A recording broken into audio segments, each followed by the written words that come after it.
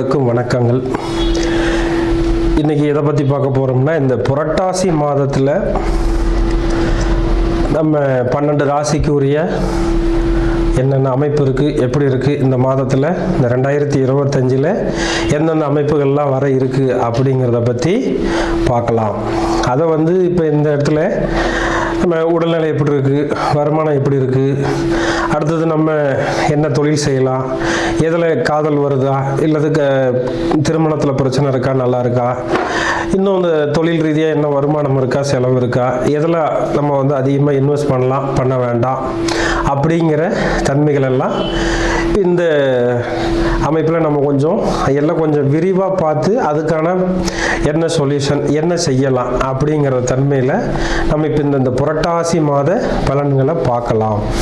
அதில் இப்போ ஒவ்வொரு கணக்குலேயும் ஒவ்வொரு சூழல்கள் வரும். ஒவ்வொரு ராசிக்கு இந்த மாதிரி செய்யலாம், செய்யக்கூடாது அப்படிங்கிற ஒரு சூழல்லாம் இருக்கும்.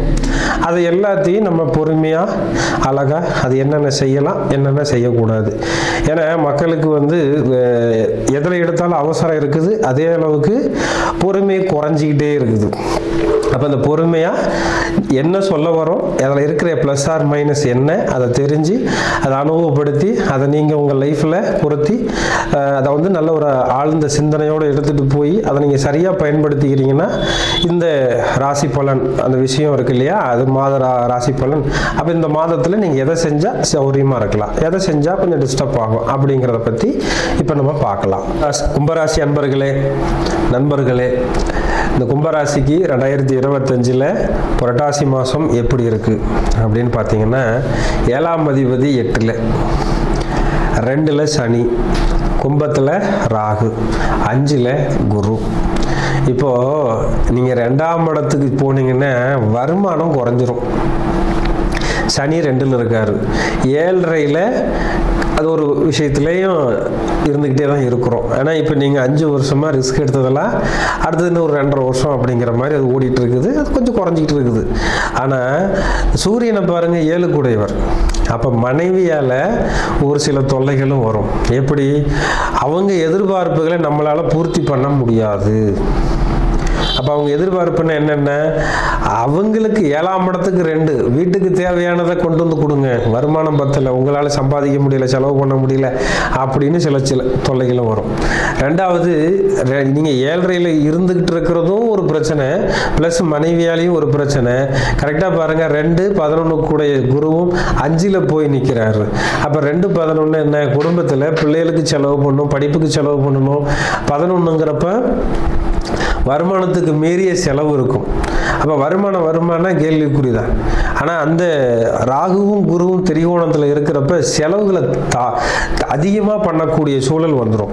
அதே மாதிரி லக்னத்துக்கு, அந்த கும்ப லக்னத்துக்கு கும்பராசிக்கு 7ல் கேதுவும் நிற்கிறாரு சுக்கரனோட.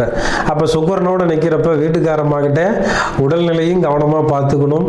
அதே மாதிரி நகை, தங்கம், ஃபைனான்ஸு, இந்த மாதிரி விஷயத்துலையும் நம்ம கொஞ்சம் கவனமாக இருந்துக்கிறது நல்லது. ஏன்னா அது வழியாக நிறைய தொல்லைகள் வரும். இந்த தொல்லைகளை நம்மளா உருவாக்கிக்காம அமைப்புகளை சரியாக பயன்படுத்திக்கிறது நல்லது. அடுத்து 8ல் அப்படிங்கிற பட்சத்தில் சூரியனும் புதனும் இருக்கிறாங்கன்னா தேவையில்லாமல் உங்களை ஜாமீன் போடவோ எதுக்கோ ஒரு விஷயத்துக்கு உங்களை ஆளாக்க போகிறாங்க. அப்போ அதில் நீங்களாக போய் மாட்டிக்க கூடாது.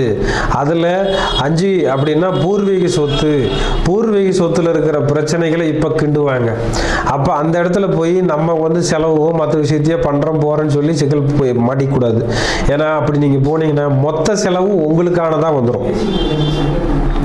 அப்போ முடிஞ்ச அளவுக்கு நீங்கள் தான் முதலீடு போட்டு செலவு பண்ணி அந்த சொத்து பிரிக்கிற மாதிரி ஆகி போயிடும். அடுத்தது 5ல் குரு இருந்து அவருக்கான சூழல் வரும்போது 100% நீங்கள் குழந்தைங்க விஷயத்தில் கொஞ்சம் கவனமாக இருக்கணும். ஏன்னா சண்டை போட்டுக்கிறது, அடிச்சுக்கிறது, ஒச்சைக்கிறதுன்னு குழந்தைங்களை மிரட்டுறதுக்கான சூழல் இருக்கும். குழந்தைங்களுக்கு ஹாஸ்டலில் தங்க வைக்கிறது, படிக்க வைக்கிறதுன்னு சூழல் இருக்கும்.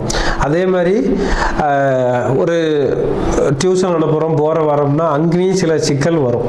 ஏன்னா அங்கே படிக்கல, குழந்தை சண்டை போட்டுட்டு இருக்கான், பிரச்சனை பண்ணிட்டு இருக்கான் அப்படிங்கிற ஒரு தோரணையும் கொடுக்கலாம். அதுலேயும் நம்ம 100% சௌரியமாக மேட்ச் பண்ணி அதெல்லாம் நம்ம கரெக்டாக கொண்டு போய் வரணுங்க. இது ஒன்று. 2வது, பொதுவாக எப்போவுமே லக்னத்துக்கு இந்த இதில் 10 கூடையவர் அதில் வந்து 9ல் இருக்கிறாரு உங்களுக்கு அப்படின்னா 10 கூடையவர் 9ல் இருந்தாலே தொழில் நல்லா இருக்குங்க. தொழில் விஷயத்தில் கொஞ்சம் நல்ல ஒரு முன்னேற்றம் கிடைக்கும். அதே மாதிரி இந்த கும்பராசிக்கு குழந்தைங்க விஷயத்தில் இப்போ கருத்தரிக்கிற மாதிரி ஒரு சூழல், கல்யாணம் முடிச்சு கரெக்டாக இருக்கிறாங்கன்னா 100% குழந்தைங்களுக்கு ஈஸியாக கருத்தரிக்கும். அது ஒரு சப்போர்ட் இருக்குது. வெளியூருக்கு வெளிநாட்டுக்கு வேலைக்கு போகலாம் அப்படின்னா அதுக்கான சூழல் சூப்பராக இருக்குது, தாராளமாக போகலாம். இதெல்லாம் ஒரு நல்ல யோகம். அடுத்தது இதெல்லாம் கொஞ்சம் சிக்கல் இருக்குது, அதிலெல்லாம் நம்ம கவனமாக இருந்துக்கிட்டோம்னா போதுமானதுங்க.